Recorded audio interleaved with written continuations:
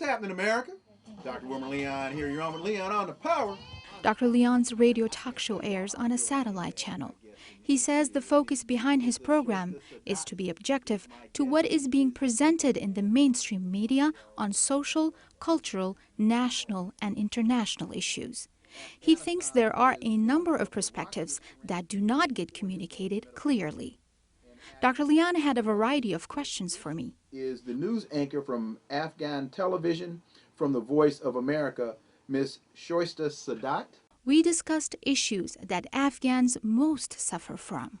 The security situation is deteriorating since last 7 years. The unemployment rate is extremely high nowadays.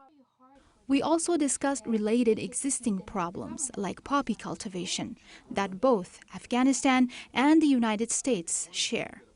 I think one of the things that a lot of people in this country probably overlook is that as that opium production rises and the heroin and the opium that comes from that scourges the earth, people in Afghanistan suffer from that as well. Exactly, absolutely, because they're the one who cultivate it, they are doing it, and they are getting into the habit of using it because it's free for them and it's available.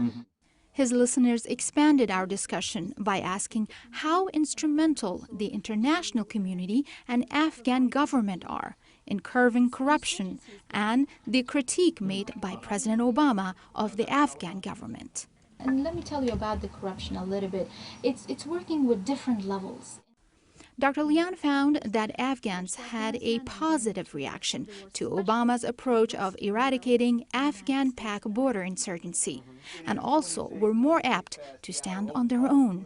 That is why Obama said a regional approach is necessary, which includes Pakistan itself, Iran, Central Asia's countries as well, and also China and Russia.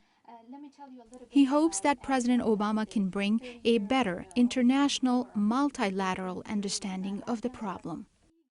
Trying to understand the history of the region, the various cultures in the region, and the impact that culture and religion has on how people think and how people view things, as you said on my show. Win the hearts and minds of people.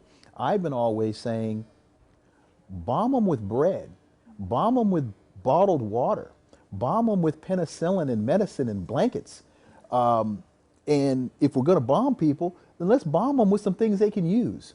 And maybe with some of that over time, we'll make more friends than enemies. His view about Afghanistan was, for centuries, countries, kingdoms have tried to invade Afghanistan to no avail. And I don't think that the American military is any smarter than Alexander the Great. I mean, you replace elephants with tanks, or F-16 fighters, but the basis is still the same.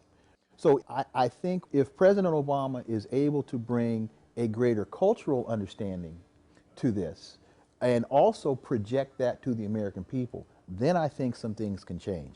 But if he thinks that he can go in here with tanks and guns and F-16s and bring about a real change in this dynamic, I think he's sadly mistaken.